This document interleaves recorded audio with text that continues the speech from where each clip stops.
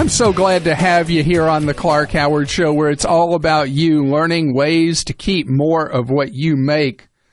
Coming up in today's Clarkrageous moment, what you need to know before you get in an Uber or a Lyft car. It's a new scam warning that you need to be fully aware of. And later, how'd you like to eat out and save a ton of money? Well, there's an unusual way for you to be able to get that done. I'm going to fill you in just 30 minutes. I'm waiting for calls to start coming in, wanting to know if a mailer that is starting to drop around the country is a scam. The mailer is one that comes from something known as Marcus. And Marcus is going to be a very friendly offer for you to take out a loan at very low interest rates, relatively speaking, and that the money is something you apply for online up to $30,000 at interest rates starting at 6%, and you're allowed to pay back the loan over a 2 to 6 year period. Now, not everybody's going to get 6%. You know, if your credit score is lower, the interest rate will be higher, could be much higher. But the question, is this a legit thing that you're going to get in your mailbox? Well, this is something you cannot sign up for. You have to be solicited for it. You can go to the website for Marcus, and you can tell them that you'd like to be offered a chance to apply. The website, Marcus, MARCUS.com. And then they'll decide whether or not they're going to send you an invitation to borrow money. This is actually run by one of the largest financial houses in the world that generally only deals with people who have hundreds of millions or billions of dollars, Goldman Sachs, and they've decided that there's a real opportunity for them doing smaller loans to everyday Americans. So it is a legitimate platform. It's not a scam. The interest rates they're offering will be competitive. The average interest rate that people carry on credit cards in the United States is 16% for those running balances. There's an opportunity for you to refi possibly into a meaningfully lower rate. And so you get an invitation, has an invitation code. You fill in that code at the Marcus.com site, and then you continue with your application, and it is on the up and up. We have this split in America with people carrying credit card balances. At the same time, others never carry balances. And I need to talk more about where people are in this country carrying balances. I'll do that at a future time. Randy is with us on the Clark Howard Show. Hello, Randy. Hey, Clark. How are you? Great. Thank you, Randy. You want to talk about saving for retirement. Well, my question is, I'm saving 12% in my 401k. The company matches 6%. So you're effectively saving 18%? Correct. Plus, the company automatically does another 2% since they froze the pension about 10 years ago. So effectively, I've got 20%. You should be so proud of yourself. Well, thank you. But my question is, I have 100% going into a index fund, S&P index fund, and is that too risky? Yes. Yeah, particularly, how old are you, if I could ask? I'm 49, and I plan to retire in 10 years. You said 49? Yes. Yeah, that's way too risky because that's too many eggs in one basket. I mean, I realize it's 500 baskets, 500 stocks, but that doesn't really diversify your finances. That if the stock market in the United States were to take a big tumble, it could take you several years to even get back to where you were. And that's why being more diversified is really important. Do you know, in your retirement plan, are you offered a target retirement fund That would be, because for you, it would be like a 2025 fund you'd want to look at? Yes, it is offered. I think it's called a life cycle fund. Perfect. So I would look at the life cycle fund for year 2025 and look at how they mix the investments. And you'll see that it's much more widely diversified than being 100% in the 500 largest companies in the country. And, okay, and I did look at it, and it's about 70% stock and the rest in bonds. And that would be a more classic distribution at a stage where you're roughly 10 years from retirement. I would feel more comfortable. Now, that doesn't mean bonds aren't going to hit a rough patch at some point, too. But in there, you said 70% stocks. I would guess if it's a typical life cycle fund, you're going to have some international stocks in there, maybe big company, small company. You'll have a mix about what makes up those stocks. And then the bonds will be mixed at different maturity targets in terms of the funds for the portion that makes up the 30% bonds. Okay, and that is correct. So I would be much more comfortable, and I would sleep better at night worrying about you less if you were all in that life cycle fund and actually zero in the 500 stock fund, with you being that close to retirement.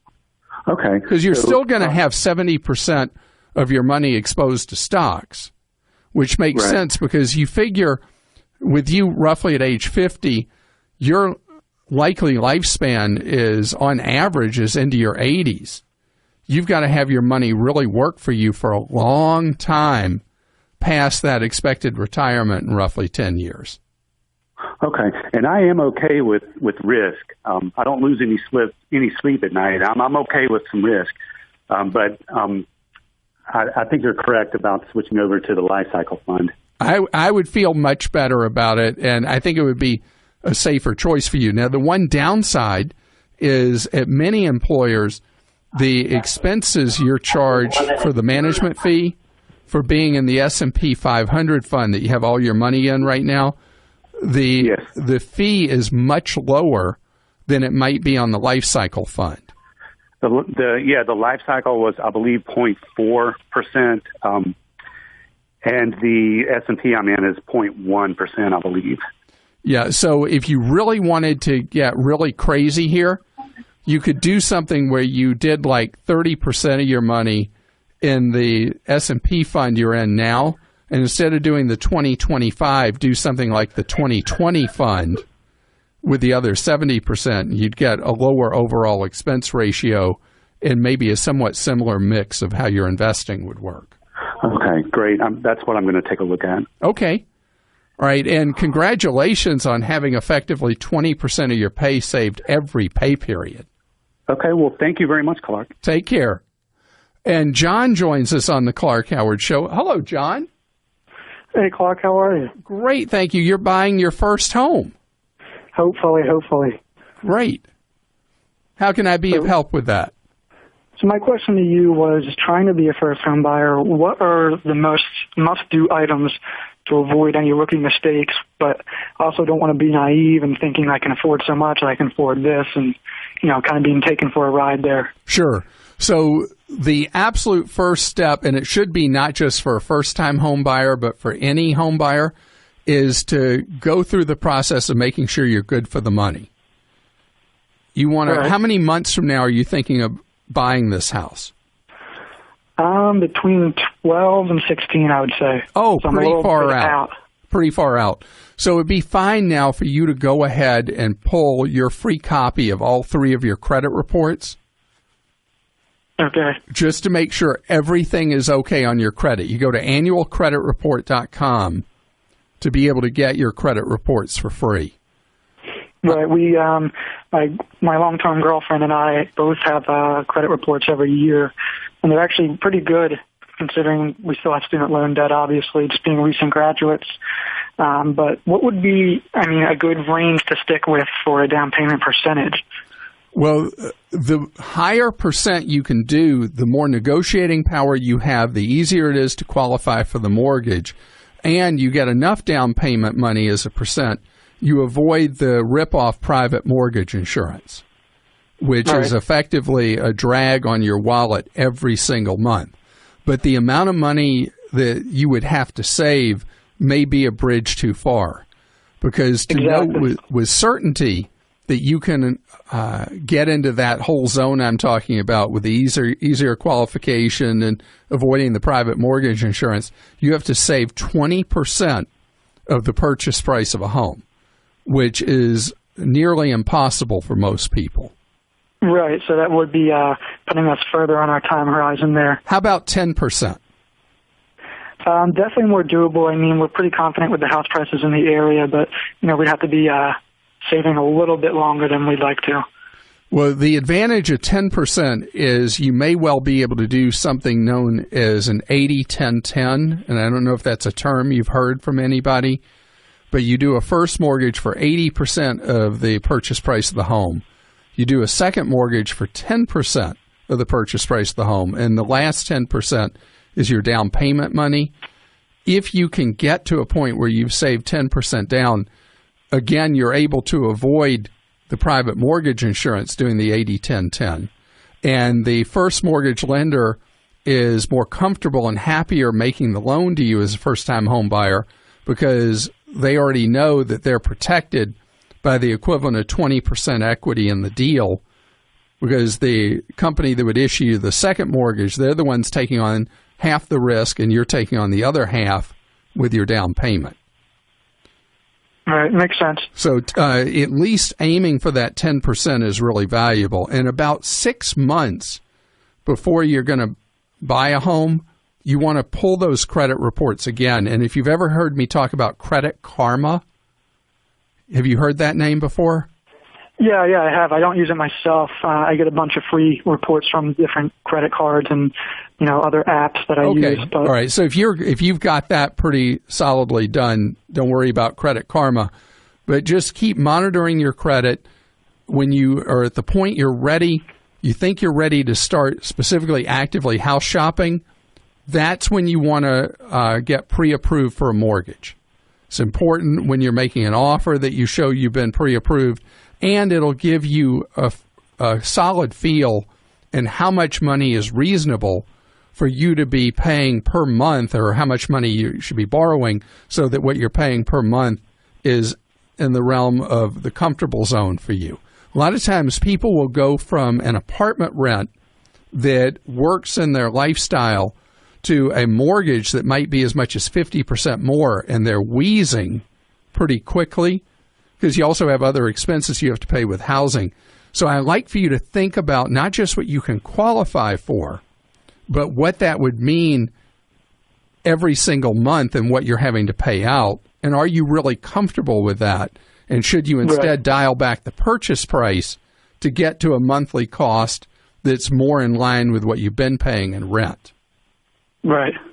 So the whole thing starts with credit and with the loan, and then you start the process of looking for a home.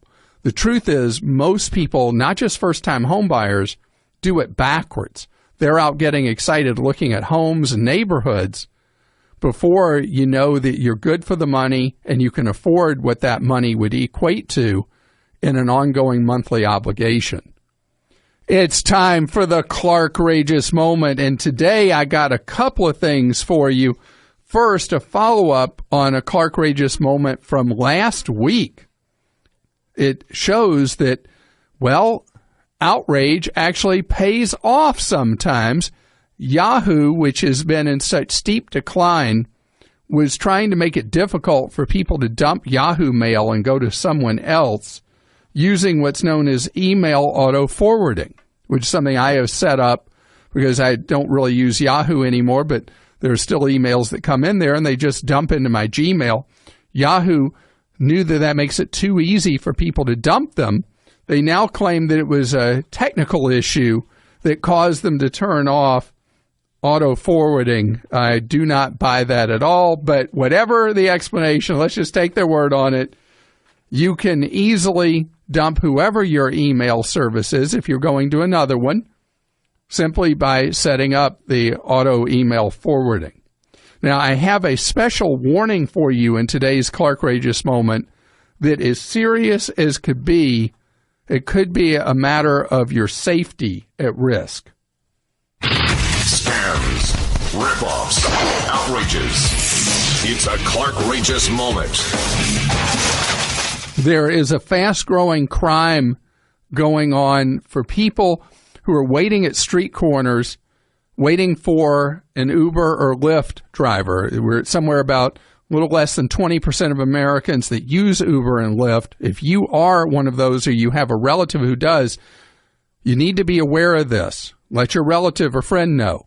So people who are waiting for an Uber or Lyft, there's kind of an anticipatory look they have at a street corner. I can spot them. I can spot the people waiting for an Uber or Lyft. Well, criminals have figured that out too, and they're putting fake Uber and Lyft logos in their windshields. And they roll up, and you think that's your Uber driver, your Lyft driver. You get in, and the driver starts driving off, and only later does it become apparent they were not your driver. You have basically been, well, not kidnapped, but you've been conned. And the driver may take you to an unfamiliar part of town and extort money from you, or may take you to where they were supposed to but demand cash from you way beyond what you would have paid for Uber or Lyft. The real driver shows up to pick you up. You're not there. You have in the app vehicle description and license plate or tag. Make sure you verify that information before you ever get in an Uber or Lyft car. It's how you're going to keep yourself safe and stay out of harm's way from this ugly scam. You know, if you've been paying attention recently, you've probably seen and heard a lot of different bed ads from different bed companies. Everybody promising to give you the perfect night's sleep at a price you can afford. Well, to be honest, most of them are copying the company that started it all, Casper. You see, Casper's the sleep brand that created one perfect mattress sold directly to you, the consumer. They eliminated the commission-driven inflated prices. And they sent it to you in a small, how the heck did they get it in there, sized box. They basically revolutionized the mattress industry. They did it by using an in-house team of engineers and spent thousands of hours developing the Casper mattress. It comes with springy latex and supportive memory foams for a sleep surface that's got just the right sink and just the right bounce. Plus, it's got a breathable design so you sleep cooler. And they sell them directly to you online, starting at $500 for a twin. Oh, you need a bigger mattress? Well, how about $750 for a full, $850 for a queen, or $950 for a king? Mattresses like that cost twice as much, at least. And buying a Casper is completely risk-free. They give free delivery and free returns with a 100-night home trial. If you don't love it, they'll come and pick it up and refund all your money. And they're made in America, so they're helping support the economy. So do yourself a favor. Go to Casper.com/business now and use the promo code BUSINESS. You will save $50 on any mattress purchase. That's Casper.com/business. Use the promo code BUSINESS. When you do that, you get $50 towards any mattress purchase you make there just because you're listening to this show. Terms and conditions do apply. Season 2 of some inspiring podcasts from Forbes is now on Podcast One. First, if you worry that you're not the type who could succeed in starting and running a business because you're not an extrovert, hiding in the bathroom with Maura Aarons-Mealy will change your mind and maybe your life. Then, Forbes contributor, author, and entrepreneur Denise Ristori invites you into her New York City apartment to tap into her conversations with successful women who are sharing some mentoring moments. And finally, hosts Christina Wallace and Kate Scott Campbell will blow the doors off traditional one-career thinking and prove to you that the limit does not exist. Get inspired and download all 3 shows now on the Podcast One app, iTunes, or at podcastone.com.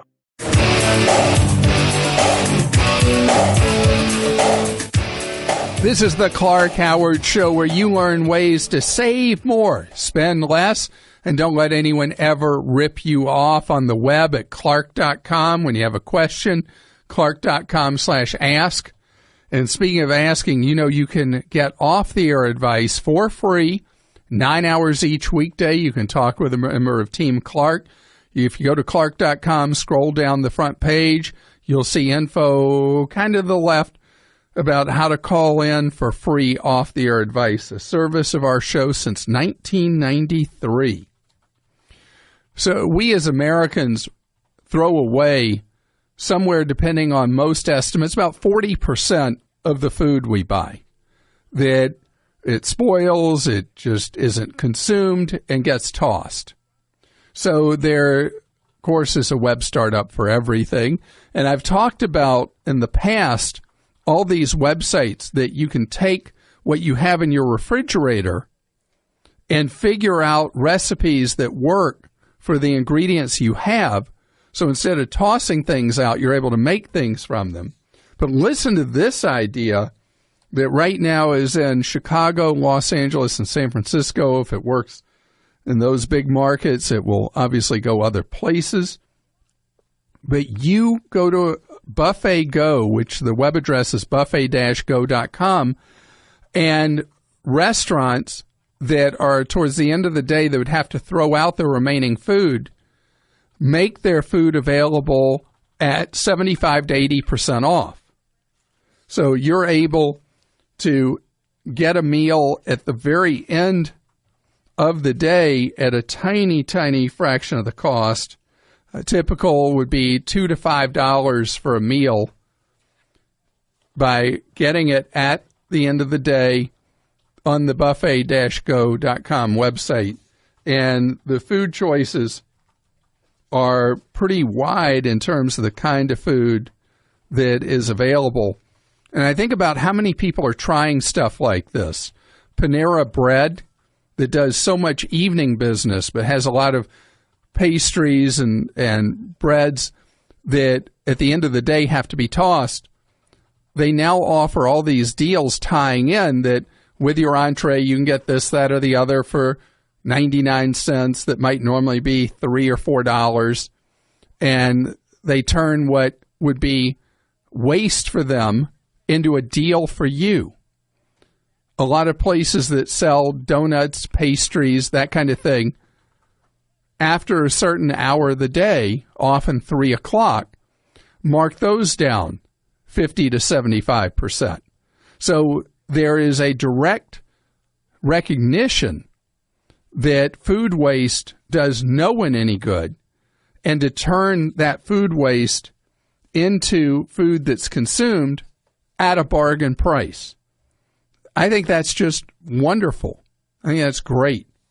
There was a woman I knew who ran a fresh food kind of restaurant with vegetables and fruits and all that way before people were into that. And she was able to offer very good prices on produce, which is so expensive, in her food items, by buying basically distressed produce, fruit and vegetables that maybe didn't look good enough for retail customers anymore, or whatever. And she was way ahead of her time. But I want you to think about when you shop, when you buy, how many things you buy that end up going bad before you get a chance to consume them. You may have to change your buying patterns. There are things we used to buy at Costco in the produce section that we don't buy anymore because even though they were so much cheaper than going to a traditional retail establishment to buy them, we weren't consuming them quick enough and we were just creating waste. So think about that in your own life. And I love the idea of restaurateurs offering a cut in price rather than tossing things out. Michael's with us on the Clark Howard Show. Hi, Michael. Hello, Clark. How's it going? Great. How are you? Good, good. You bought a business? My parents and I have, yes. And my question is, should we get a credit card to do our purchasing through, so that since there's more protection through credit card companies than making our purchases on the debit card with the bank account we have with the business? Well, it would be a great idea for you to use a credit card instead of a debit card in a business situation or a personal one because of the enhanced risk protection with a credit card. The interesting thing, though, as a business is that as a business, if you use a debit card tied into your checking account, the rules are so much more in favor of the bank than you. If that debit card gets compromised, the bank can shrug its shoulders and say, well, you weren't taking due care, and so you absorb all the losses. On the other hand, if you take a personal credit card and use it for business expenses and even pay the bill from... What's all that going on, Michael? I don't know. Oh, okay. Anyway, so if you take a personal credit card, use it for business expenses, pay it from the business, you are going to have the much enhanced protections that consumers get on a credit card. Even better, do you think you're going to have a lot of charge volume on the credit card that you use for business? It's not going to be a lot, but it's still going to be maybe $1,000 a month, probably roughly. All right. So in a case like that, I would say just get a simple cashback card. You don't have to pay an annual fee for, and gives you some cash back. And that way you're getting some reward for it too. Okay. And you're saying just do that for one of us personally instead of doing it in the company's name? Right, because if you get a credit card in the name of a company, it's the worst of all possible worlds. You lose the protections that you have on a consumer card, and you're still personally liable if the business can't pay the bill. Okay, that makes sense. Because they don't issue a card to a business without doing what's called piercing the liability and holding you responsible. So they call that the liability shield. So you end up liable and have the lack of protection. Okay, that makes sense. Thank you very much. All right, have a great day and good luck with your new business. Thank you very much. Susan's with us on the Clark Howard Show. Hello, Susan. Hi, Clark. How are you? Great, thank you. We want to see if you can make farmers as unhappy as you possibly can right now. Yes. Well, I heard you saying that premium gas is a waste of money, but what about 100% gas with no ethanol? So the 100% gas with no ethanol is very valuable for certain kinds of things. A lawnmower, any kind of, what do you call those things people use to trim bushes and stuff, chainsaw-y kind of things, anything like that runs on gasoline, you want to run on ethanol-free. If you have a scooter, like a 50cc scooter, you want to run it on ethanol-free. If you have a motorcycle you only ride occasionally, you want ethanol-free. A boat is something you definitely want to run ethanol-free. In other words, anything that is a smaller motor or that is only used occasionally haphazardly, you want to run ethanol-free, because the ethanol over time breaks down and you end up with impurities that will mess up the engine of any of those things I named. But for a car, there's no reason to run ethanol-free unless you have a classic car that's driven only on the prettiest days on like a Sunday once a month. Even though it improves your gas mileage by like 4 to 5 miles per gallon? I've never heard any such thing being true. Ethanol, if when you run a car on ethanol, it's 1 to 10% ethanol at the pump. And the decline in fuel economy for up to 10% ethanol is tiny. Now, on a different note, a lot of General Motors SUVs and trucks will have a different fuel cap that will be yellow. And that yellow fuel cap means that the vehicle can run on nearly 100% ethanol. I think it's 85% ethanol maybe. Right. And then you do have both a lower cost per gallon, usually significantly lower per gallon, and you have a decline in fuel economy that is significant, just as you described. But when you're talking about traditional gasoline with the 1 to 10% ethanol, the decline in fuel economy is you can't even notice it, really. Yeah. Okay. So well, I just did a test run on my car, and I could tell a few, 3 to 5 miles a gallon difference. That's very odd and unusual. It would have to be something that was tested like in a lab, and the vehicle was being run by a computer the same exact way both times. because the difference in the energy content of ethanol fuel versus traditional oil-based gasoline is so small that unless you were running the E85, you couldn't. Were you doing E85 or was it No. So that was just, I would say that was a fluke. Okay.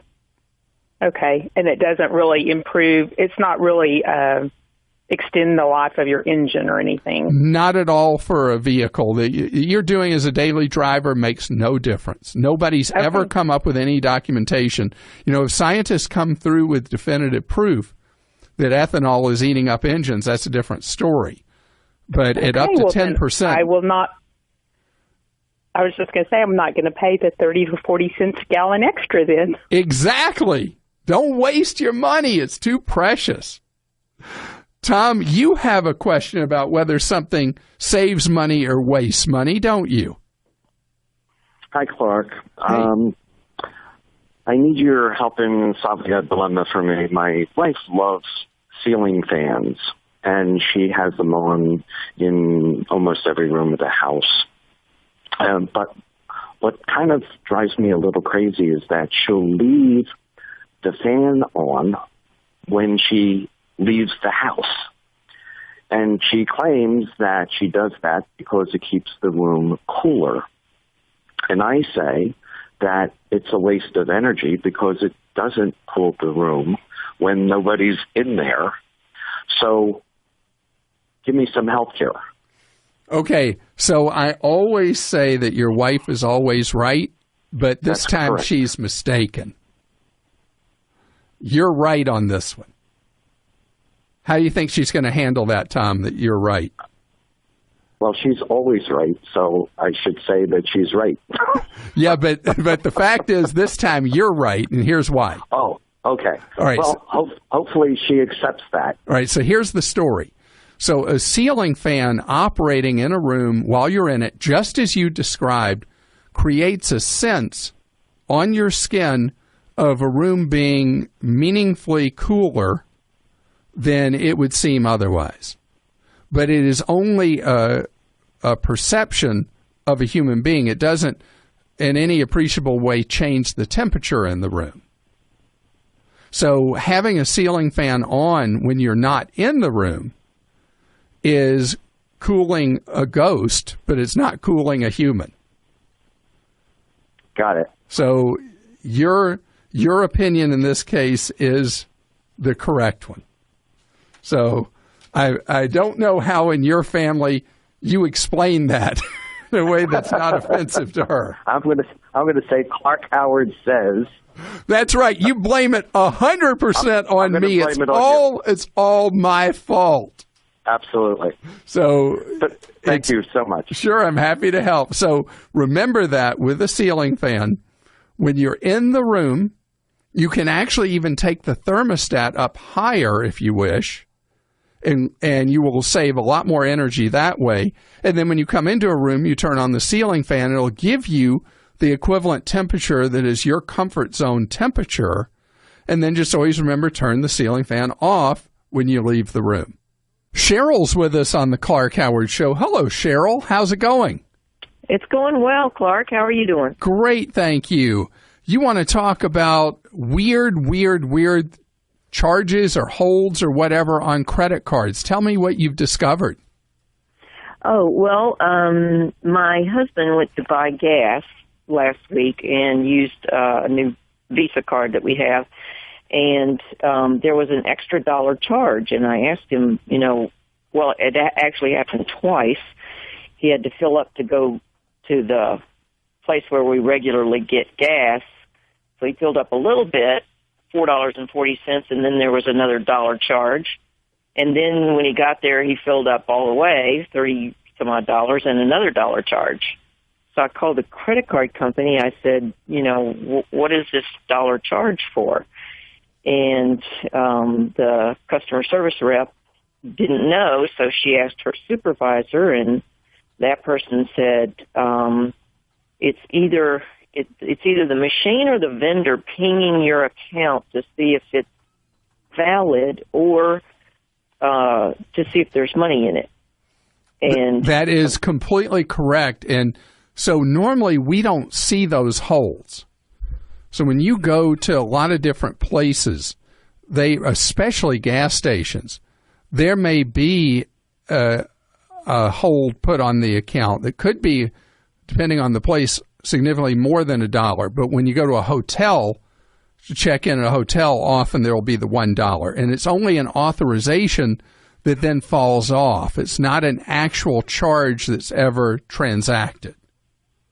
Oh, so it's not actually debited or credited to my account. Right. Now, the only time that it can really hurt somebody is if you use what I call a piece of trash fake Visa or fake MasterCard. If you use a debit card that's attached to your checking account, it will look, at least temporarily on your checking account, as if that money was debited. And you have enough holds like that, it could cause items to bounce in your account when you actually have money there. But with a credit card, it has no effect. Oh, no effect. Oh, no effect at all. So there's nothing to fret about, nothing to worry about with a traditional credit card. And the gas stations are having such a terrible problem with fraud at pay at the pump that I don't know what they're going to do about it next. But having that authorization before, you know how they'll ask you to punch in your zip code and then you wait for an authorization? Uh-huh. Yeah, so during that wait is for them to put through that $1 that you saw there as an authorization, and then they say, okay, this is a valid account, zip code matched up, you can go ahead and fill up, and then that $1 will vanish into the thin air, not taken from you. You know, when you're going to buy a car, pricing information is great and necessary, but there's more to doing it than just the price. There's the actual buying experience.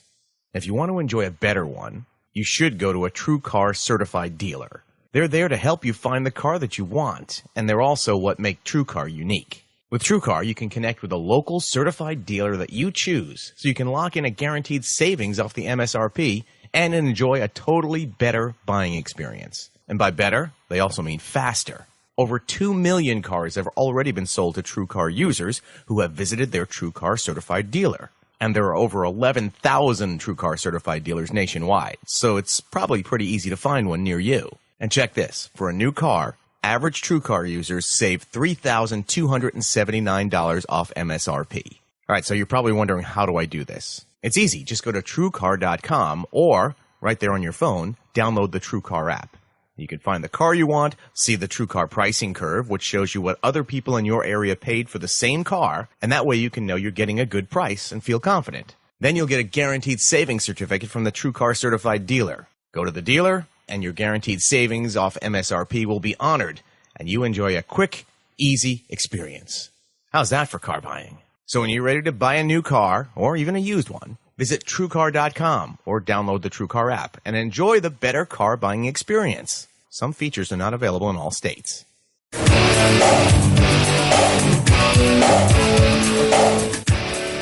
I'm glad you're with us on the Clark Howard Show, where it's about you and your wallet and your financial future. Coming up in a half hour, we're going to talk about the job market, some of the odd things employers are doing to try to attract workers, even to jobs that pay very high wages.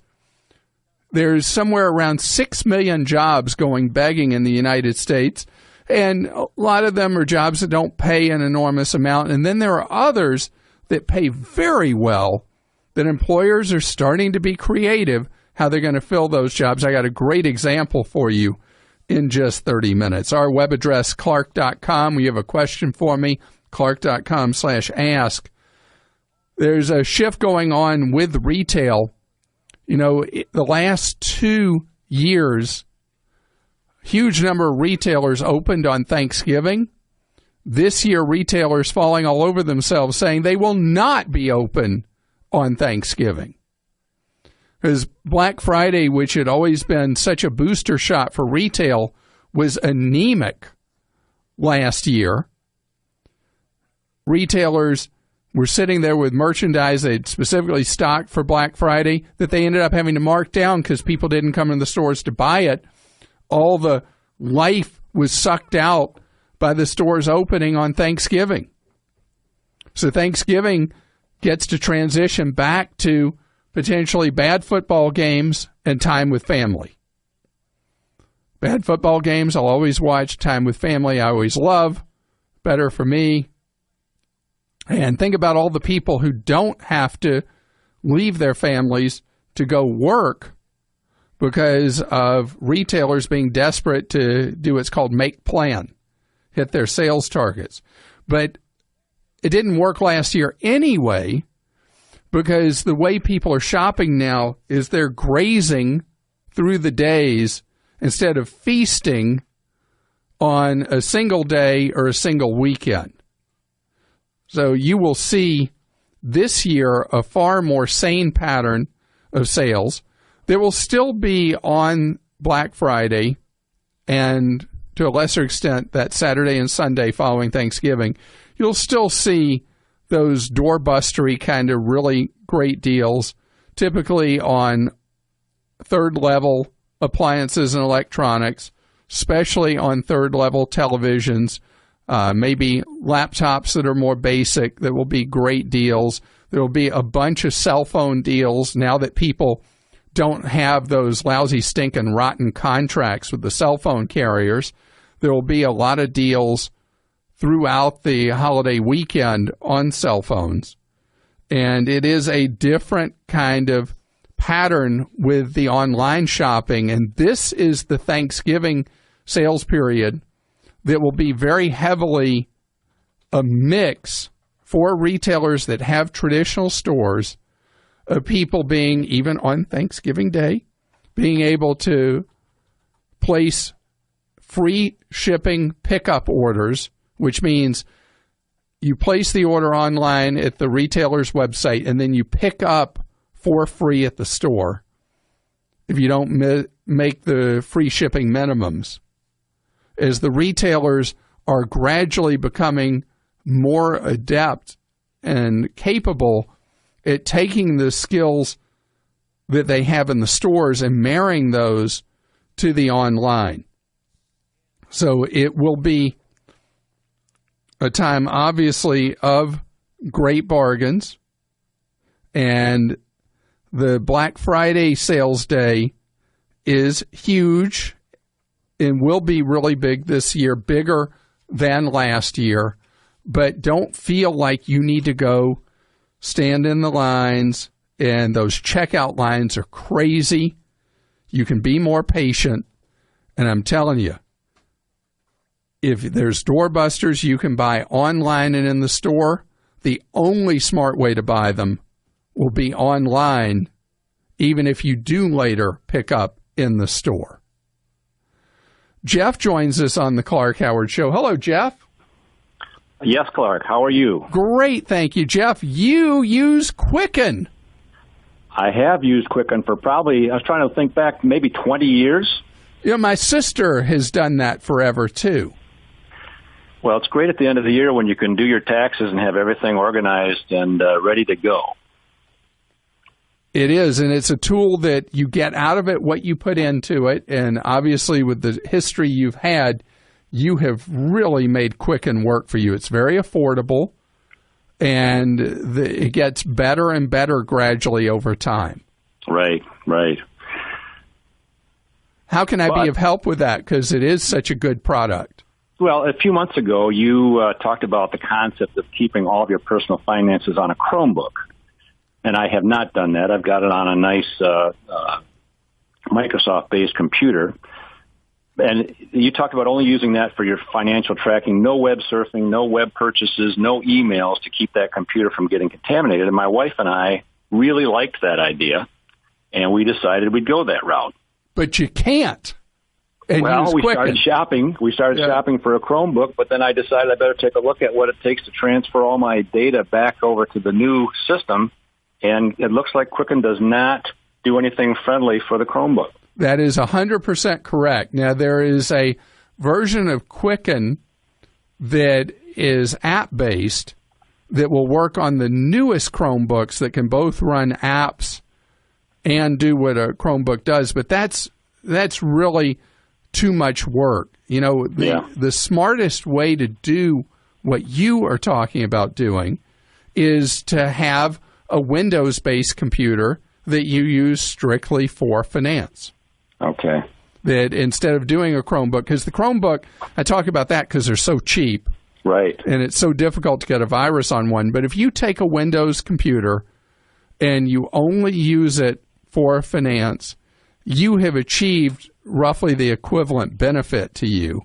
And with the conversation just a second ago about what's coming up with Black Friday, it would not be a surprise if you're able to buy a Windows-based computer around $100 to $120 through the Black Friday experience. And see, I didn't call it a day, did I?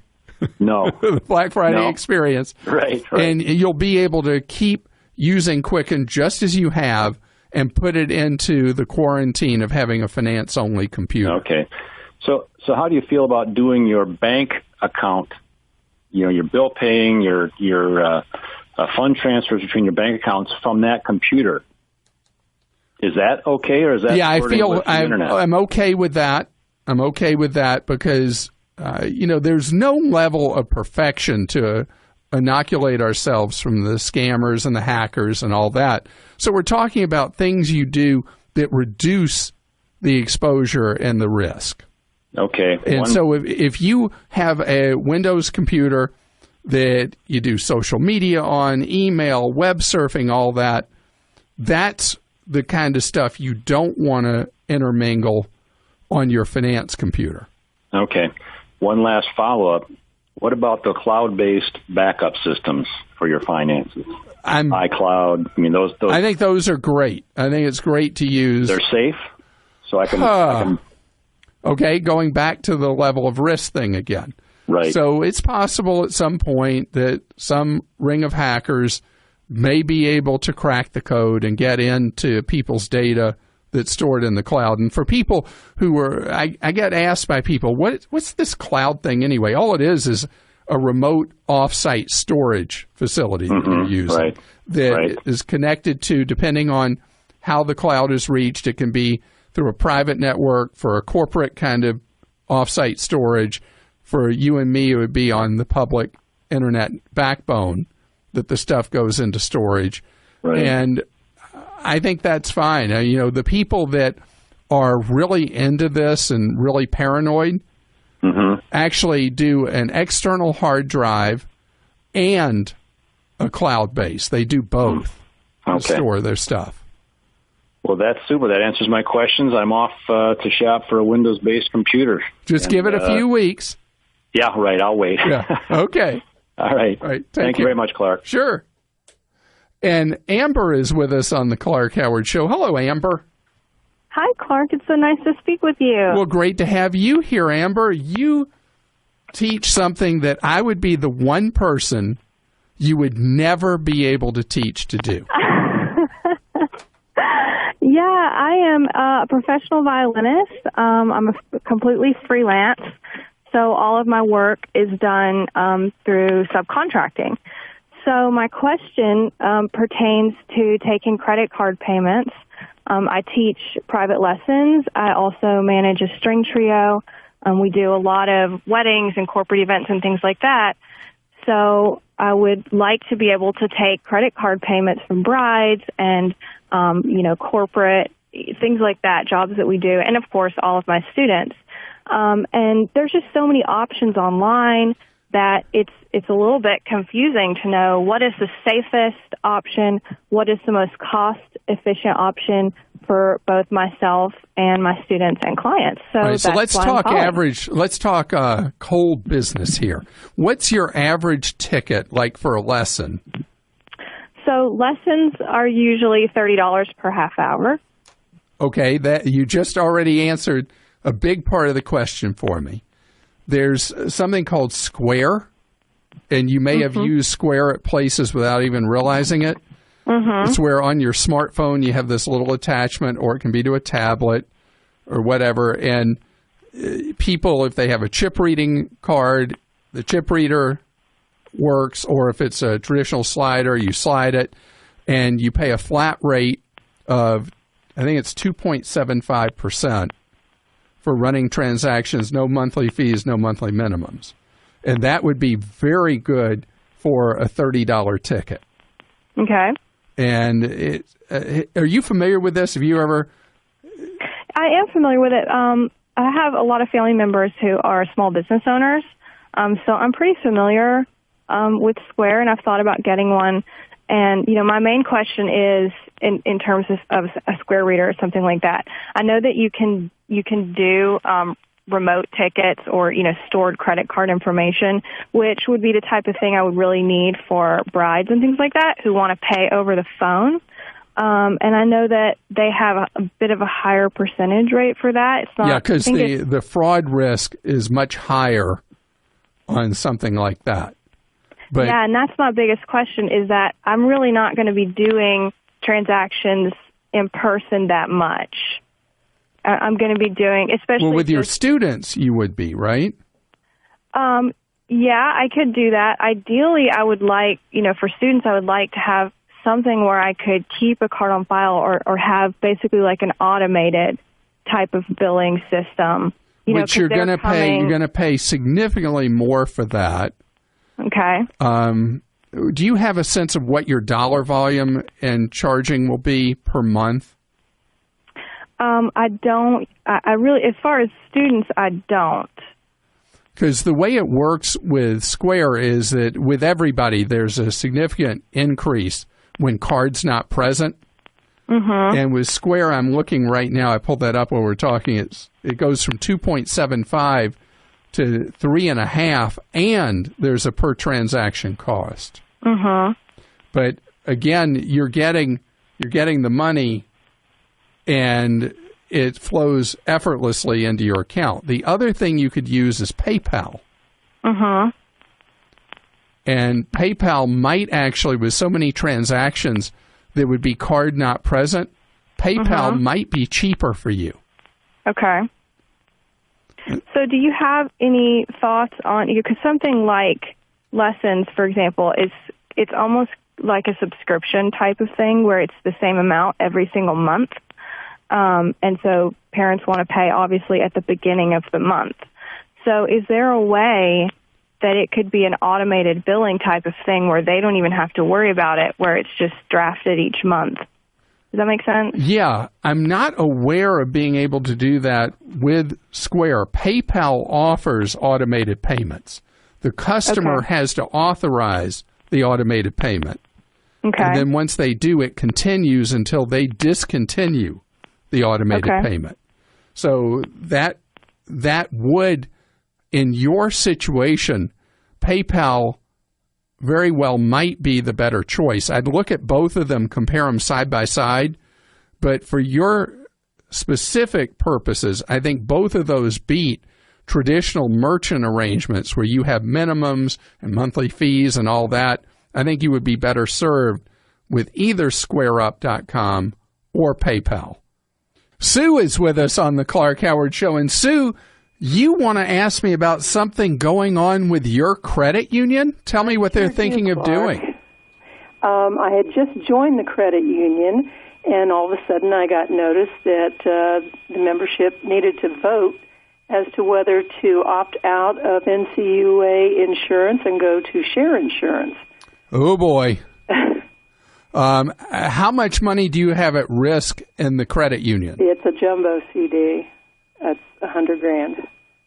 All right. I am opposed to the credit unions that are leaving NCUA. For people who are not aware, NCUA is the equivalent of FDIC insurance, where it has the full faith and credit of the United States backing deposits. The credit unions around the country, unfortunately, there haven't been a lot who have considered this, are going to private insurance that is backed only by the insurer, a risk pool that would then be backing the deposits. And that is a heavy level of risk that I think is a very poor decision of any credit union board of directors to do. Okay. They have told me that if the vote goes to going to the share insurance, that we will have 30 days to withdraw the account. Withdraw the account. I will do that. I definitely will. Yeah, that is a terrible, terrible decision. I hope the membership at the credit union understands how wrong the management and board of directors are. You know, there's a specific reason with banks and credit unions to have federal insurance. People need to know that their deposits are safe or insured by an agency of the U.S. government. Anything else is fake insurance. Stay tuned for 60 seconds of AP News headlines right after this podcast.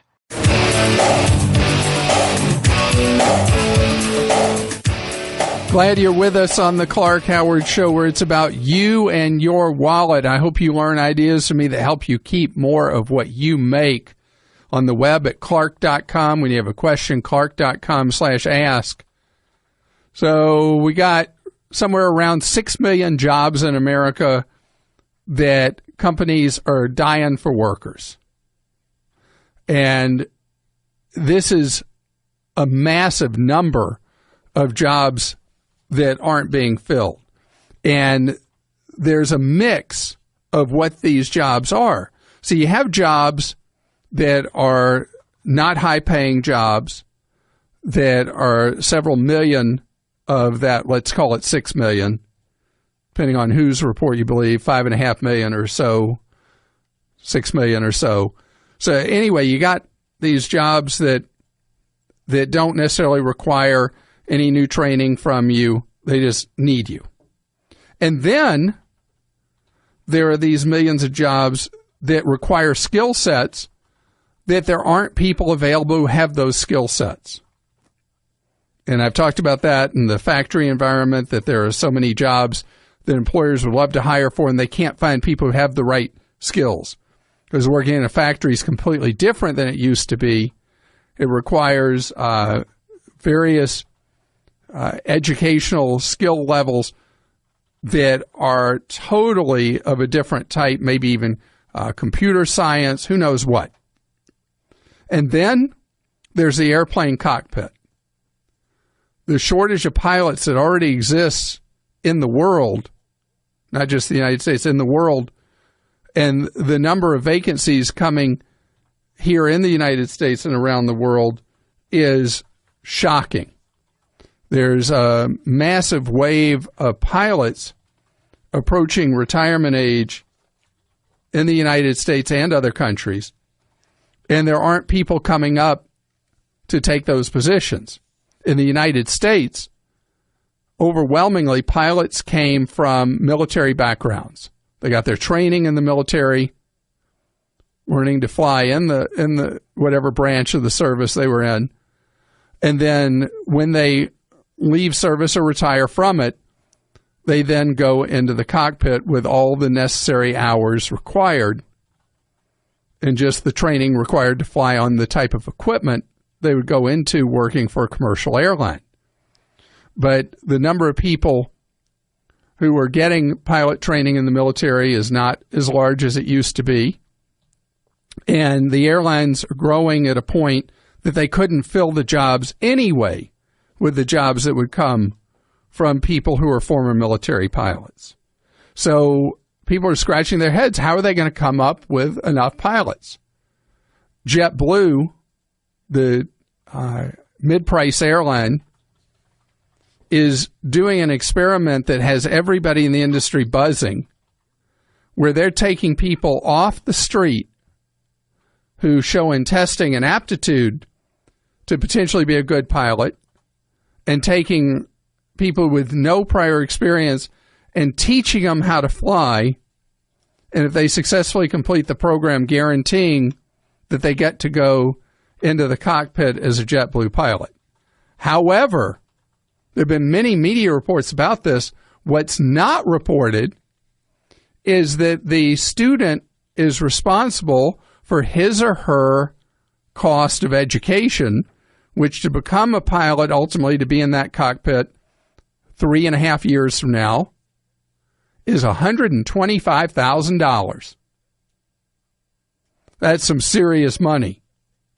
So what is an alternative? If the idea of being a pilot is of interest to you, there's a little known thing in many states around the country that, as best I can tell, almost nobody is aware of.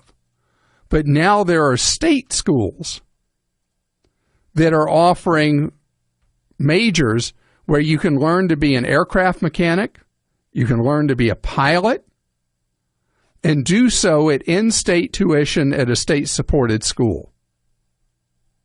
And these programs will become prominent in any of the states where American, United, and Delta have very large operations and have a great need to keep their companies growing, that they'll use their power and influence with state government to get these programs established where the state's taxpayers end up essentially subsidizing pilot training. But in my mind, that is not a bad thing. That's a good thing. I think our state-supported education around the country should be specifically targeted towards jobs that pay very well, that employers are desperate to find the workers.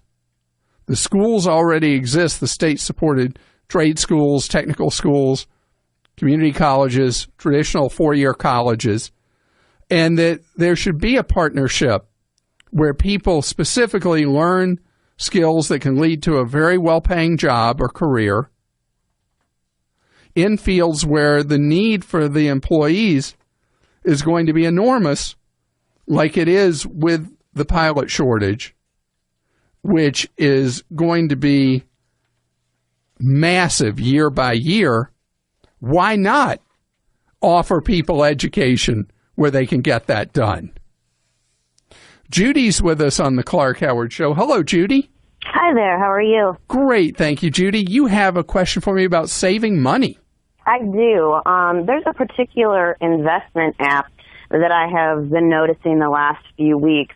And when you go into it, it asks you for your bank account information and your credit card information and everything. And I'm just trying to make sure that this is a legit app to invest my money on. What's it called? Acorn? Actually, Acorns. Yeah, that's legit. I've talked about that before. Okay. And what happens is that, let's say you go into a store and you buy a sandwich. Mm-hmm. And the sandwich is $3.22. They will treat it as if it's a $4 transaction and take the 78 cents and roll it into an investment account for you.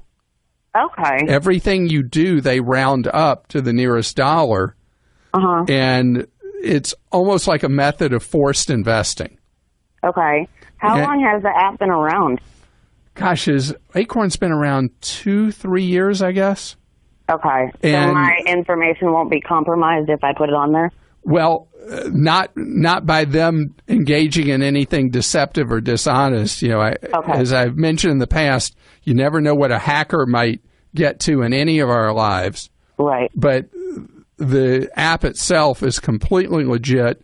$12 a year for the service they offer to me seems very reasonable. Okay. Yeah, perfect. And do you have any kind of retirement plan where you work? I am a stay-at-home mom. Oh, so this is a great way for you to build up your own investment account. Correct. Yeah, I think this is great. Okay, perfect. And if you tie it in also, with a cashback reward card, okay, you're getting a double benefit through it because you're getting cash back on everything you charge, and you're getting your purchases rounded up and creating money that goes into an investment account. Oh, that's perfect. You just made my day. Great. Okay, awesome. Thank you so much. Keep on saving that money. Again, it's called Acorns, ACORNS.com, and it is the legit deal. Is something like this going to be successful long term? I don't know, but even if they're not, your money will not be at risk. Connor's with us on the Clark Howard Show. Connor, you want to talk about saving? Yes, sir. I was thinking about buying a house, actually. Great. All right. And I heard you've been talking. I've heard you talk a lot. I save about 30% of each check that I get each week. No, you don't. You save yes, sir. I put it away before anything, usually 30% or more. 30% of your pay. Do you know that's really fantastic? Yes, sir, and I'm actually doing it to save up for a house, and that's the reason why I was calling. Wow. Okay. How old are you? I'll be 23 on Friday. Well, happy birthday to you. Oh, thank you, sir. And that you have that sense of desire to achieve a goal. Yes, sir. My goal since I was very young was to buy a home before 25, so I'm working towards that. And, that is the key, is that when people have trouble getting in their mind to save, they can't really get it done, it's because they may not have set a goal of what they're trying to accomplish that would make it worth making a change in lifestyle to save money. You have that goal. You want to own a home before your 25th birthday or by the time you're 25. Saving 30% of your pay is going to make that happen. How can I help with that, Quest? What I was wondering is I've been renting since I was about 18, and every time I get a new house, I have to pay, upfront costs and then first month's rent. Usually it's like $2,000, something along those lines. I'm thinking about buying a home here in the next year and a half or something like that, but I don't have 10% or more to put down. What I was wondering is I've heard you say to shop the rates and stuff along those lines, and since I'm young, I just bought a truck maybe 5 or 6 months ago, so my credit's, last time I checked, it was in the 700s on Credit Karma, but obviously that's off a little bit. I was wondering if it would be best to get my FHA loan, and although I might have to pay the PMI, to just go ahead and maybe do that, although I don't have that 20% down or 10% down. Yeah, and by the way, let's talk about that, okay? So with an FHA loan, they don't actually call it PMI, but it's the equivalent. But now there are some experimental programs that you can go into that require only 3.5% down or 5% down and don't make you do PMI or the FHA equivalent. Okay. And those things are based on what you talked about, your credit score. If you have a credit score that is really, really high and you've shown a great payment history, it makes you more likely eligible for these specialized programs that you get the very low down payment and you don't have to pay for the mortgage insurance. Okay. Well, what I was really wondering is, I know that you said to shop rates and stuff like that. If I shop like 3 or 4 rates, would that hit my credit enough to maybe the one that I shop, it will hit my credit enough to maybe? That is a great question. So there's an assumption that when you're shopping for a mortgage, you're not trying to buy 3 or 4 homes at once. Yes. So all mortgage applications done in a short window, which is less than 30-day window, are considered to be only a single pull or application. Okay, perfect. So you don't have to worry about shopping penalizing you. If somebody's slow about it, like you said, I'm going to look now and I'm going to look 6 weeks from now and I'm going to look a few months after that, then it would look like you were applying for multiple mortgages and you would hurt your credit standing. But if you have a concentrated period of time, Connor, and you're shopping for a loan in that short period of time, then all applications in that period of time are treated as if there was just a single. So, and you were talking about the 3%, 5% mortgages happen to be on your website or any place that I can go and Well, that's a moving target. Yes, I've actually talked about that on the show, but with you being like a year and a half away, call me back when you're much closer and we can talk about what things lenders are doing at that time. Okay. But it would only be really relevant to people that were in the process of buying a home right now to talk about these special programs, which are experimental generally from some of the nation's giant monster mega banks that are offering programs that have no requirement for the nasty private insurance premium with the mortgage. Brian is with us on the Clark Howard Show. Hi, Brian. Hi, Clark. How are you? I'm doing very well. You got a question for me about doing credit freeze and some of the stuff that goes with it. Tell me. Well, I listen to your show a lot, and I hear you talk quite a bit about credit freeze, and I thought about it. And you mentioned several times that if you're a victim of identity theft, that you can get your credit frozen for free. So as kind of a specific question on that, several years ago we had a credit card through a breach at a local store. We're not exactly sure which one, where somebody was able to get about $300 or $400 transactions by using our card at a later date. We reported that. So my question is, does that constitute the criteria of getting the credit freeze for free, or is that something entirely different? What a great question. So when an account of yours is compromised, and that's referred to in the industry often as account takeover fraud, that is not considered to be a triggering event for you to get a credit freeze for free as a victim of identity theft. The way the industry looks at it is that the party that lost in that case was the credit card company, the bank that issued your card, not you, where in full-blown identity theft where somebody impersonates you, you're the victim. And so that's the distinction. So you'll have to pay. And you live in Idaho? Correct. Idaho is kind of mid-priced on credit freezes. If I remember, it's $6 in Idaho. About right. But Idaho does something that many states don't do. They charge you that fee every time you have to thaw your credit temporarily. So they charge you to freeze it initially and charge you every time you thaw it, and that's really crazy ridiculous. I didn't check into that far part of it, so yeah, that's kind of unfortunate. But it is such a fantastic identity protection to have your credit frozen. And I know there's all the ads promoting the credit monitoring thingies, but all they're doing is they're telling you, oh, somebody's trying to use your credit or use your identity, where with a credit freeze, they can't use your identity. So one is much more efficient and effective than the other. Oh, yes. I think I will, even though it's an expense I was hoping I didn't have to pay, that I could find one of those loopholes out of it. I think it's well worth doing. So it's going to cost you $18 up front, $6 per bureau, and then every time you apply for like a mortgage or something like that, it'll cost you $18 to thaw your 3 files. Okay. But still, I mean, you even think about, typically people pay $15 a month for credit monitoring. You're ahead of the game right away when you do credit freeze because you have something much better, and the fee is one time to set the credit freeze into place. Thanks for listening to the Clark Howard Podcast. Download new episodes every Monday through Friday at podcastone.com. That's podcastone.com. Stay tuned for the latest AP news headlines from Podcast One right after